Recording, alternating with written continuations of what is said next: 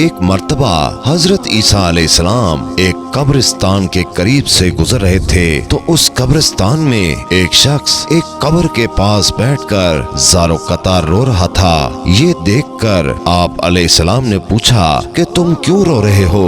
تمہارے رونے کی وجہ کیا ہے؟ تو شخص کہنے لگا کہ یہ میری بیوی کی قبر ہے، یہ میرے چچا کی بیٹی تھی، مجھے اس سے بہت پیار تھا، میں اس کی جدائی برداشت نہیں کر سکتا۔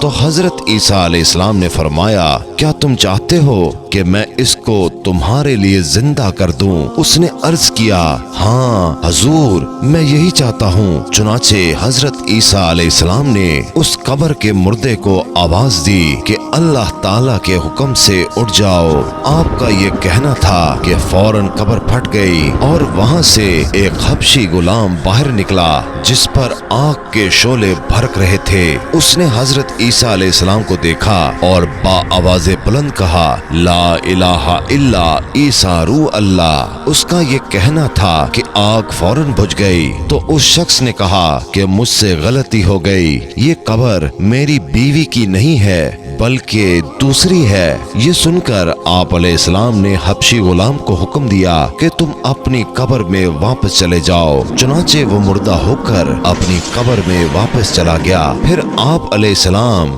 دوسری قبر کے پاس تشریف لے گئے اور فرمایا کہ اللہ تعالیٰ کے حکم سے اے مردے تو زندہ ہو جا۔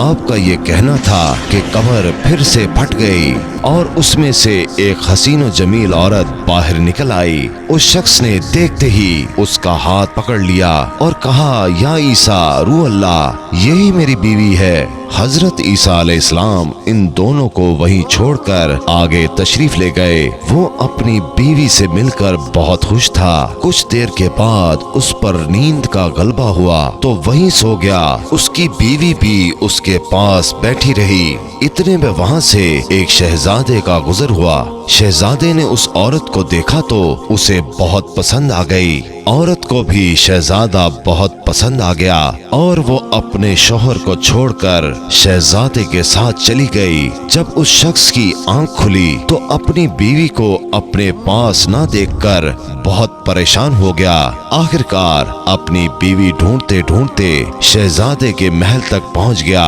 اور وہاں اسے اپنی بیوی نظر آئی تو کہنے لگا کہ یہ میری بیوی ہے۔ شہزادے نے کہا تم جھوٹ بول رہے ہو، یہ تو میری لونڈی ہے، یقین نہیں آتا تو اسی سے پوچھ لو۔ یہ سن کر اس عورت نے کہا کہ میں شہزادی کی لونڈی ہوں، تم مجھ پر الزام لگا رہے ہو۔ اتفاقاً حضرت عیسیٰ علیہ السلام بھی وہاں تشریف لے گئے تو حضرت عیسیٰ علیہ السلام کے پوچھنے پر وہ عورت کہنے لگی یا روح اللہ، یہ شخص جھوٹ بول رہا ہے، میں تو اس شہزادے کی لونڈی ہوں۔ حضرت عیسیٰ علیہ السلام نے فرمایا کیا تم وہ عورت نہیں جس کو میں نے اللہ تعالیٰ کے حکم سے زندہ کیا تھا؟ عورت نے کہا یا روح اللہ، باخدا میں وہ نہیں ہوں۔ اس کے بعد آپ علیہ السلام نے فرمایا جو جان خدا کے حکم سے میں نے تمہیں دی ہے اس کو واپس کر دے۔ یہ سنتے ہی وہ عورت پھر سے مردہ ہو کر زمین پر گر پڑی۔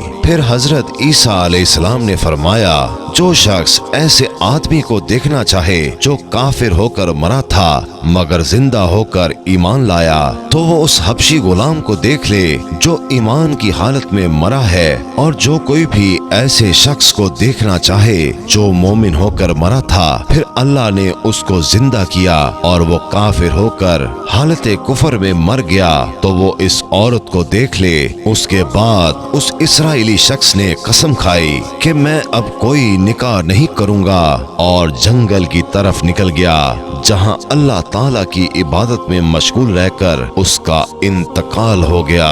نبی سے فرما برداری کا نام ہی ایمان ہے اور نبی سے نافرمانی کا نام بے ایمانی ہے۔ اللہ تعالیٰ سے دعا ہے کہ یا پروردگار تو ہمیں مرتے دم تک پیارے نبی صلی اللہ علیہ وآلہ وسلم کا فرما بردار بنا کر رکھ اور حالت ایمان میں اس دنیا کو چھوڑنے کی توفیق عطا فرما۔ آمین ثم آمین۔